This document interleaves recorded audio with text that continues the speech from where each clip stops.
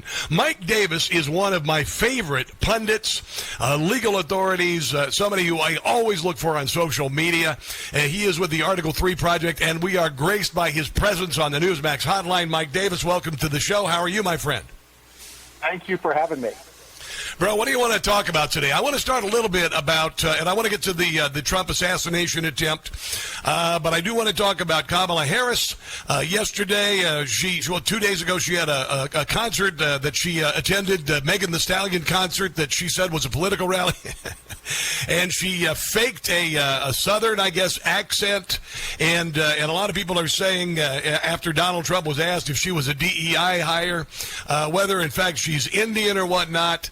But clearly she has used her black heritage to an advantage while forgetting half of her heritage. Do you have any thoughts on that to begin with, sir? Well, I mean, I would just say this about Kamala Harris, with whom I worked on the Senate Judiciary Committee. I had the displeasure of working with her. She's treacherous. I would say this about Kamala Harris's race. When she's raising money, she's an Indian, and when she's pandering for votes, she's black. Wow. Yeah. And it appears to be that way. Now, have you been following the birth certificate thing? You know, we've heard a number of things about this, and I don't want to. What you've said right now is enough. But she has claimed that she's black, and the ads now have black music behind him, and she had Megan Thee Stallion and everything. But her father was from Jamaica. Her mother was from India. Her father is a guy named Donald Harris. Grandfather Hamilton Brown. Brown immigrated to Jamaica when it was a British colony, and when he arrived, became an avid slave owner and trader.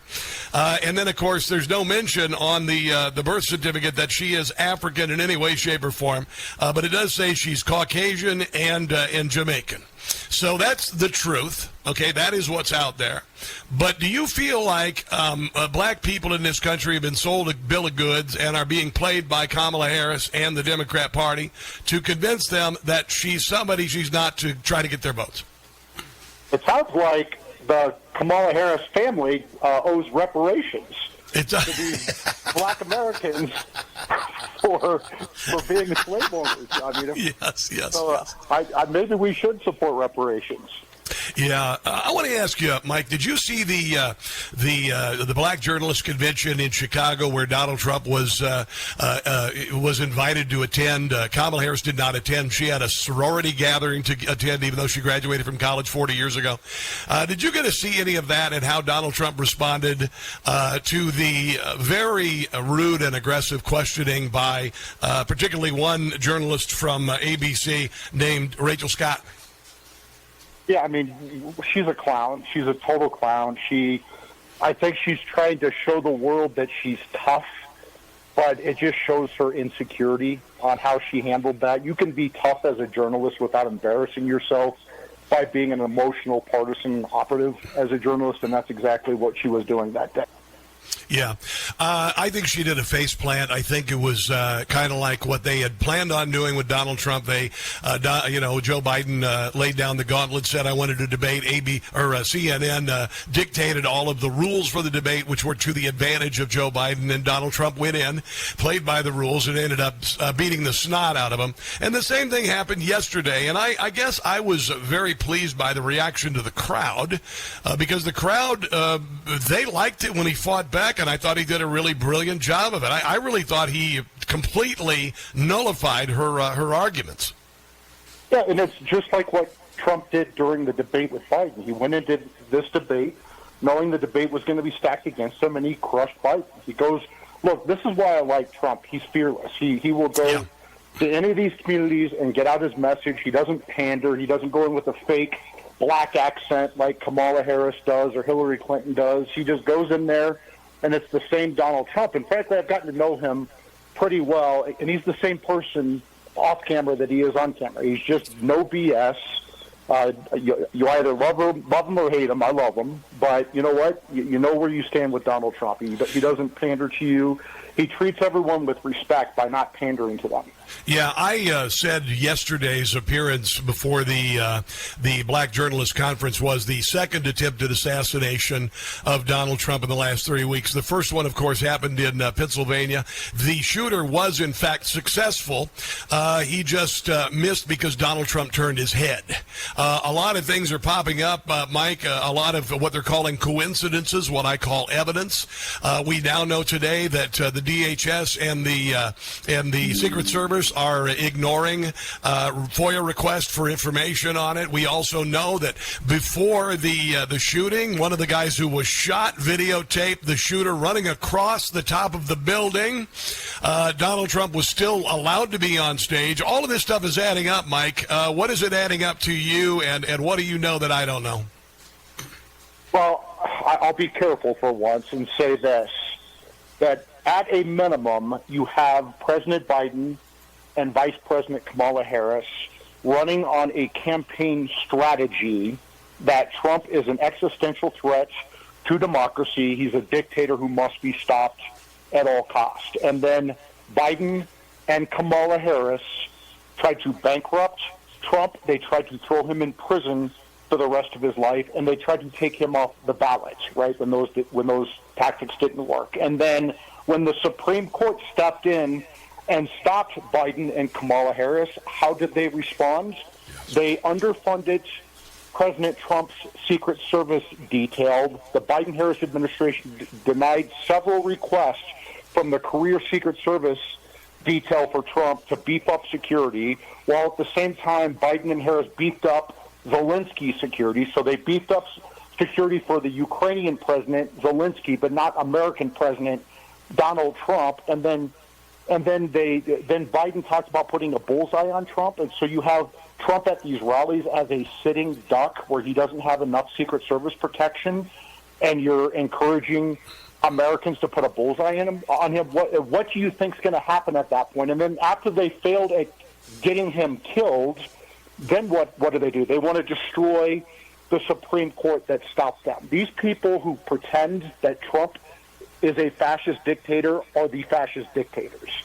You're exactly right. I have been mentioning the same timeline. Even Matt Taibbi, who was a liberal journalist, used to work for Rolling Stone. I'm paying for his Substack. I enjoy his work. I believe that he and Michael Schellenberger are the Woodward and Bernstein of Generation X. And even he says that this has been a 9-year slow assassination of Donald Trump. And I do believe, Mike, and I'm not afraid to say it, that this shooter was allowed to let this happen. I think the evidence is becoming overwhelming that he was allowed to do this, and among other things, there was the drones were offered, and the Secret Service said that no, they weren't, and then they were asked why they didn't have drones, and they said they couldn't get Wi-Fi, even though the kid had a friggin' drone flying around there 2 hours early. All of this to me is adding up. And ultimately, I believe this was a last-ditch effort by whomever, or a last-ditch allowance by whomever on the eve of the RNC convention to destroy the RNC convention, to kill the momentum of the RNC convention and leave the MAGA movement rudderless and convert that convention into a wake.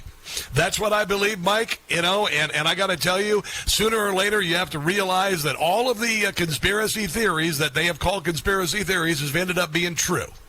You know what I'm saying, Mike? You're talking about Russia collusion, you're talking about Hunter Biden's laptop, all of this stuff that was called misinformation and disinformation has ended up being true. So as far as I say, Mike, the government is innocent until proven guilty. That's what I have to say. What do you have to say? Well, I would say this is recklessness at a minimum, right? And you are criminally culpable under our laws if you are reckless, right? If you have a depraved heart and you let someone get killed, you could be charged with murder for that, right? And so there is definitely recklessness here at a minimum, right? And this falls squarely on the doorstep of President Joe Biden and Vice President Kamala Harris. They are responsible for what happened to President Trump with their extreme campaign rhetoric, their campaign strategy, that Trump's a dictator who must be stopped, with their lawfare that failed, with their attacks on Trump, with their attacks on the Supreme Court, with their bullseye on Trump and underfunding the Secret Service detail. There's no excuse for that. There is no excuse for underfunding a former president and likely future president's Secret Service detail when we're sending $100 billion or whatever the hell we've sent to Ukraine, and we don't have the resources to protect. What did Biden and Harris think was going to happen if Trump had his head blown off on national TV? We would have gone into a freaking civil war at that point. Oh, yes. Oh, I agree that 100%. I do believe it would have absolutely split up the country. I think it would have been the shortest civil war in American history, since we've only had one. But the left is absolutely unprepared to wage any sort of war, and I don't believe that the military would be on the side of that. That aside, it would have been. Because, honestly, Trump supporters, freedom-loving Americans, they see this political persecution, and that would have been the icing on the cake. It really would have been. And I got to tell you, Mike, a lot of times you'll see police officers immediately put on administrative leave or fired when there is a questionable shooting or death, and even if they are ultimately exonerated. However, one man was murdered, two men were injured, attempted murdered, and another man, there was an attempted assassination, and people are still in control. The same person in charge of the security detail at the Trump rally with the prep work being done is in charge still. In closing on that, what do you have to say about the lack of accountability, not only in the Secret Service, but across this entire government for their malfeasance? I would say this: we have to put President Trump back in the White House after November 5th, 2024, and starting on January 20th, 2025, we need to clean house. We need to clean house at these intel agencies. We need to clean house at the Justice Department, including the FBI and including these key U.S. attorneys' offices. This is inexcusable what Obama, Biden, and Harris have done to politicize and weaponize our intel agencies and law enforcement, and there must be accountability for this. I greatly appreciate your time today, Mike. I also appreciate your work, and you're one of the few people that when I see you're going to be on one of the national media programs, I have to stop everything. So I do really appreciate your input today. Mike, where can everybody find your work? Well, you can go to article3project.org, article number 3project.org. You can donate there, you can take action there, which is important, and you can follow us on social media. And thank you for having me on. Absolutely, Mike. We'll talk again soon. Let's go ahead and take a break. This is The Rob Carson Show.